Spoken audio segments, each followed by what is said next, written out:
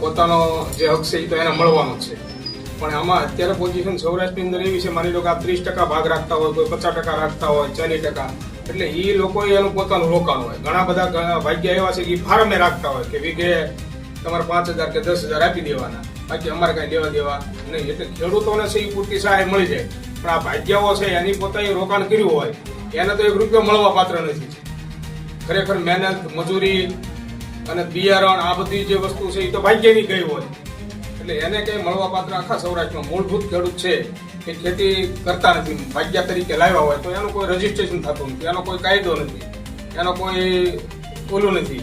એટલે એના માટે તો ખાસ કરીને સરકારે એક ભાગ્યા માટેનો આખો કાયદો બનાવવો જોઈએ કે મારી જમીન મારે કોઈને વાવવા આપવી હોય તો એના કોઈ આધાર પુરાવા કે લેખિત કે કોઈ આપણે લેતા નથી. એમનો ઉધડી વાત હોય ગામડાની ભાષામાં કે આ 10 વીઘા છે તો રાખવું છે બોલ. પછી એ ખેતરની અંદર કામ કરનારો ભાગ્યો હોય, ગુજરી જતો હોય અને એરું પડી જાય અને ચોંટ લાગે તો એની કોઈ સરકારની પ્રક્રિયા થતી નથી, કારણ કે એ તો ભાગ્યો છે, માલિક તો ગણાતો નથી. એટલે એને પણ એ બાબતોમાં ઘણા બધા આવા કેસ છે કે એમાં એને કંઈ સહાય પાત્ર થતું નથી. એના માટે સરકારે એક અલગ કાયદો પણ બનાવવો જોઈએ કે ભાઈ માની લો કે આપણે મકાન ભાડે આપીએ તો કેમ ભાડા ખર્ચ કરીએ છીએ, એમ 1 વર્ષ માટે 2 વર્ષ માટે આ ભાગ્યા તરીકે કામ કરે છે તો એની આગળ કોઈ આધાર હોતો નથી. ખેડૂત તો એવું કહી દે તમે ક્યાં અમારા ભાગ્યા છો. એટલે આવી પોઝિશનમાં સરકારે એક નવો કાયદો બનાવવો જોઈએ અને અત્યારે સૌરાષ્ટ્રની અંદર જે પ્રક્રિયા થઈ છે એમાં ખરેખર ભાગ્યાઓને ન્યાય મળવો જોઈએ. જે નુકસાન થયું છે શેઠ લોકોને તો વળતર મળી શકે છે, પણ જે અસલી હકદાર ને અસલી મહેનત કરનારા તો આદિવાસી માણસો બધા ભાગ્યા છે. અમે મહેનત કરીએ છીએ સાહેબ, જો એવી કે અમે રાત દિવસ કામ કરીએ. કપાસનો વાવણી ટાઈમે બી અમે 4 થી 5 વખત અમે કપાસ સોંપી ચૂક્યા છે. અને અત્યારે એવું છે કે વરસાદ થયો તો હું તો ખેતરના સેટે બેઠો બેઠો હું રડી બનતું, કેમ કે કોઈ વર્ષ એવું ના થતું કે અમારે હું 35 વીઘા જમીન, અમે 3 મારો ભાઈ ને મારા ઘરના 3 જણા 35 વીઘા જમીન વાવીએ છીએ. તો કપાસ એવો ઉગી છે કે હમણાં તમે મેં વિચારતા કે 800 થી 900 મણ થઈ શકે છે.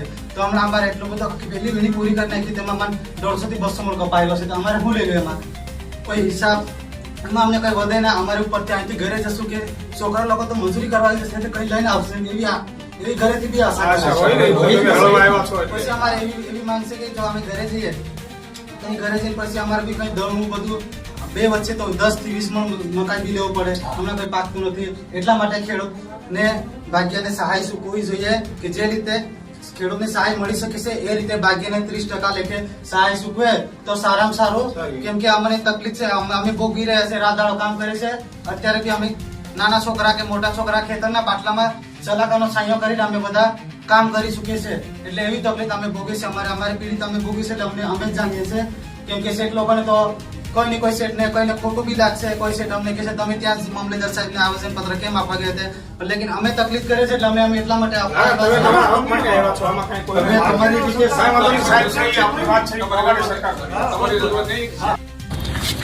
જો મહારાષ્ટ્ર હોય કે MP હોય કે ગુજરાત હોય કે મધ્ય પ્રદેશ હોય, જો દૂર દૂરથી આવેલા છે બધા લોકો, તો કોઈ 500 કિલોમીટરથી દૂરથી પણ આવેલું છે, કોઈ 600 કિલોમીટર પરથી આવેલું છે, કોઈ 700 કિલોમીટર દૂરથી પણ આવેલું છે.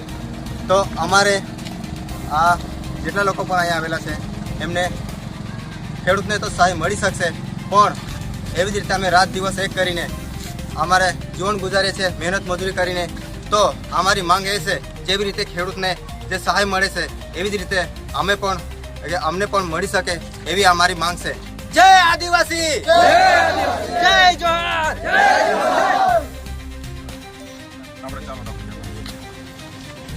આજે પાલીતાણા તાલુકાની અંદર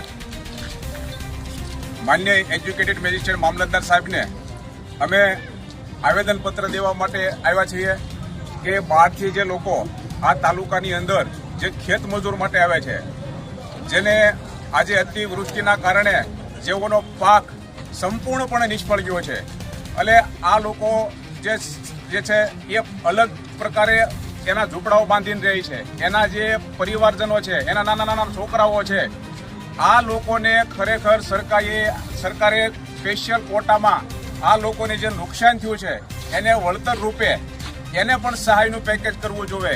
કારણ કે દૂર દૂરથી આ લોકો જે રોજીરોટી કમાવા માટે આવે છે એમને પણ સરકારે એમનું પેકેજ જાહેર કરવું જોઈએ. આપના માધ્યમથી હું સરકારશ્રીને વિનંતી કરું છું કે આ જે આજે કોઈ ચોથો ભાગ રાખતા હોય, ત્રીજો ભાગ રાખતા હોય, આવી ઘણી બાબતો છે.